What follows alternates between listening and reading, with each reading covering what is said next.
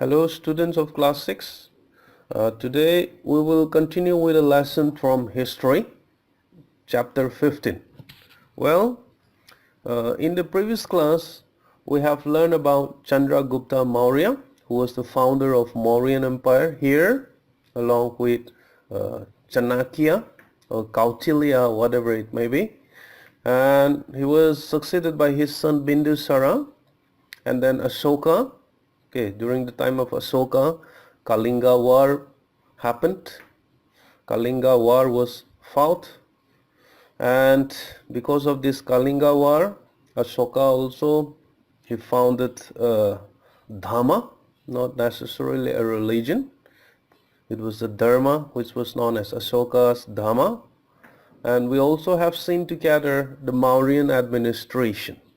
Well, today we are going to discuss some of the important points that comes in this lesson number or chapter 15, contacts with distant lands. So before we go into the details of this very lesson, first of all, let us see together some of the important words. First one is exquisite carvings, means extraordinary, beautiful designs cut in stone.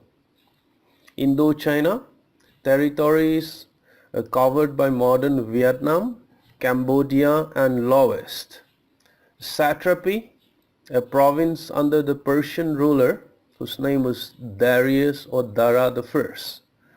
Indo-Bactrian, successor of Alexander who established themselves in Bactria.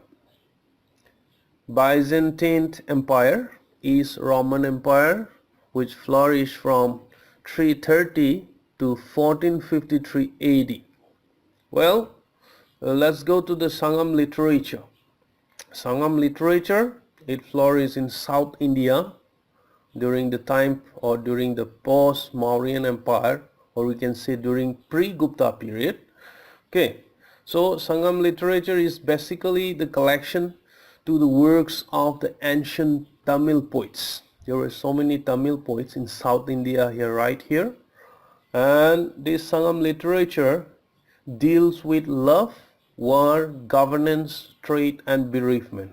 So the time of this Sangam literature was also known as Sangam period. Okay. So according to the Sangam literature, South India were divided into three Sangam kingdoms, which were known as Movander. Okay, the first kingdom here in the map itself we can see Cheras, Cholas and Pandyas or Pandyas. Alright, so these were the three kingdoms of Sangam. Well, one of the very remarkable person, a Greek sailor whose name was Hippolytus. Okay, he discovered the movement of monsoon over Arabian Sea in 45 AD. You know what a monsoon is? Monsoon is the name of winds here in Arabian Sea. It is because of the monsoon winds that we receive monsoon rains in India, in northeastern India, especially during the month of May, June and July. Alright? And also, after the discovery of these monsoon winds by Hippolytus, it gave the sailors a better knowledge of navigation. Okay. Alright. So, during the time of this Sangam age, they also say it was the age of long distance exchange, especially by land as well as by sea. So, trade was carried out with Romans here in Europe and even in South Asia, Asian countries or Asian kingdoms, and including China, by land as well as by sea. So from this map itself you can see the route over there.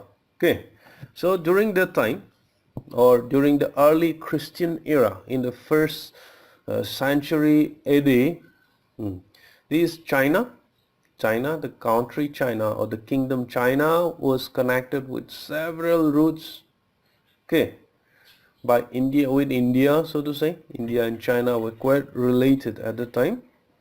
And again, so the root that were given in red color, again it was further connected with Europe. Okay, so these roots, it was usually taken by silk traders from China to Europe, which came to be known as silk route. So you can see the silk route here, overland silk route, which is given in red color, and even in blue color is maritime silk route during that time. Okay, so long distance exchanges were taking place at this time.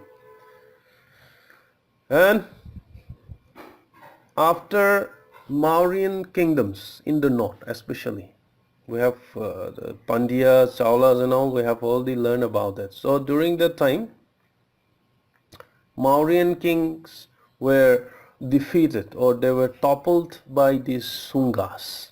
Okay, let us repeat again, Sungas dynasties.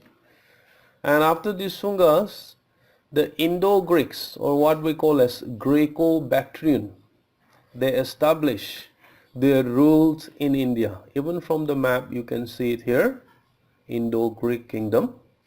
Basically they started from this Afghanistan and Pakistan, and later on they came to India. Okay, so the founder, the very founder of this kingdom, whose name was Demetrius.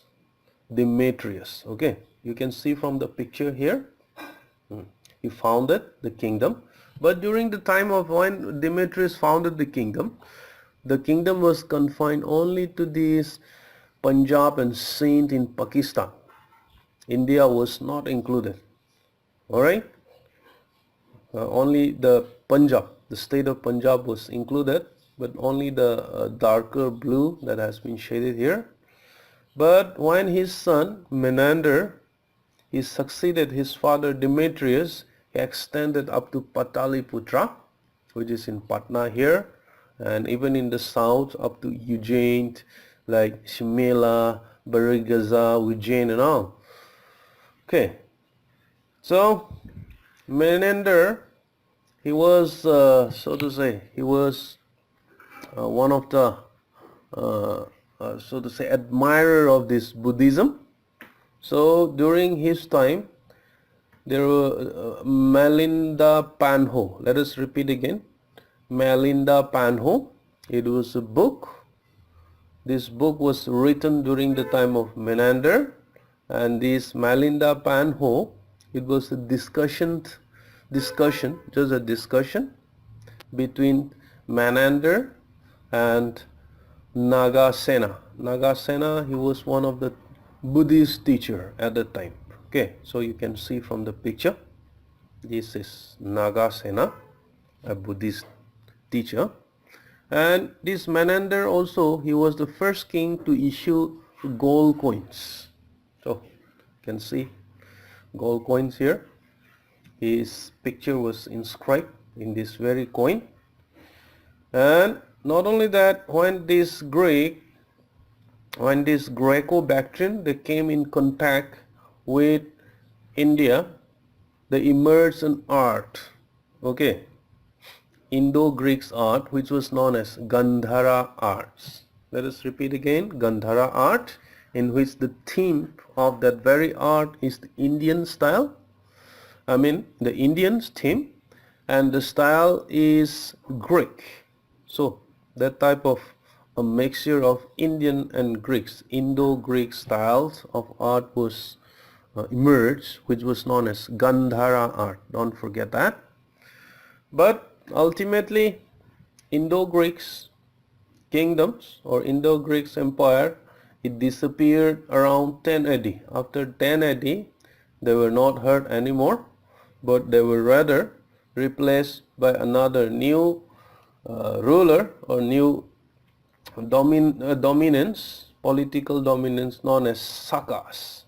They started to rule from 10th AD to 400 AD.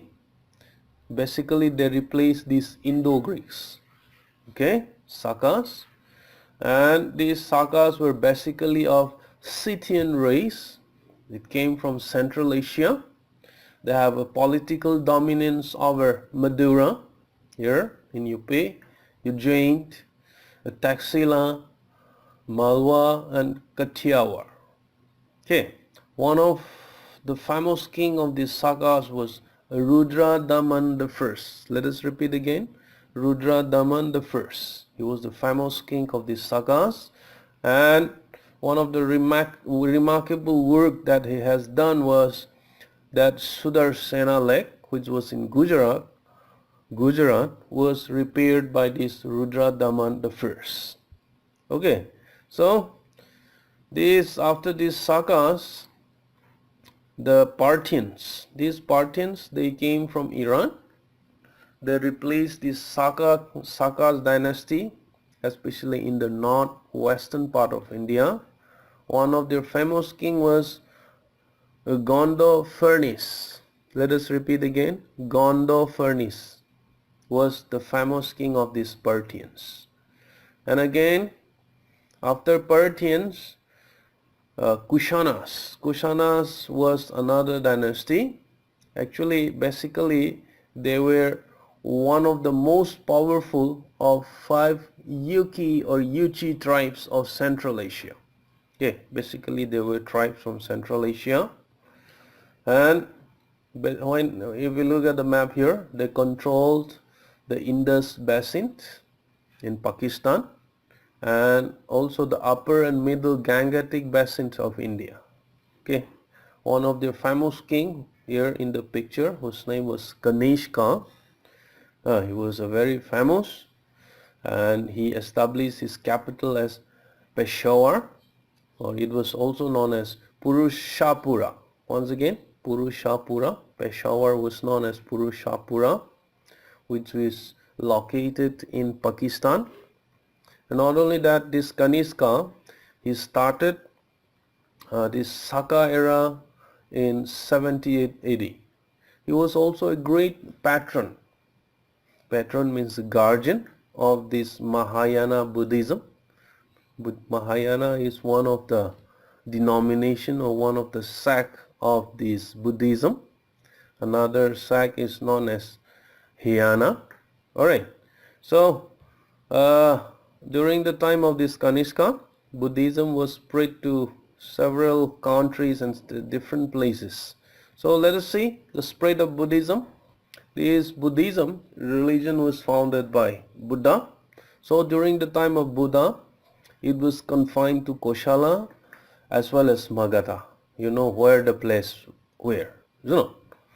And during the time of Ashoka, after he founded his Dhamma, he sent several missionaries and spread this Buddhism to various parts of the world, so to say. So by the time of this Kanishka, who was the ruler of these Kushans, what happened was that he spread to Central Asia, okay, even to China, even to Tibet. He was a great patron, so to say. Patron means the guardian. He gave money, he gave funds for the development of this Buddhism and all.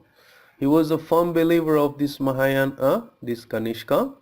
Not only that, he organized a Buddhist council at Kashmir.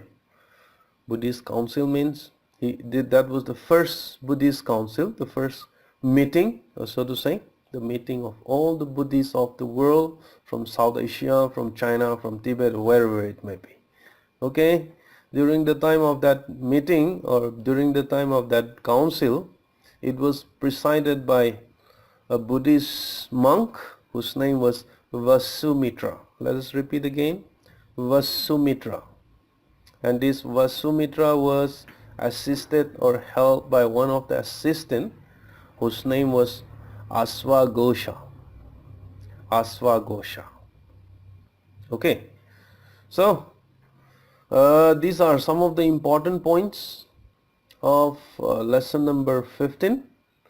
Learn all the notes from the study materials which I have sent you in your WhatsApp group, as well as don't forget to subscribe when you watch this video. After watching this video, kindly subscribe to my YouTube channel So may God bless you all. Once again, thank you so much for participating in this learning.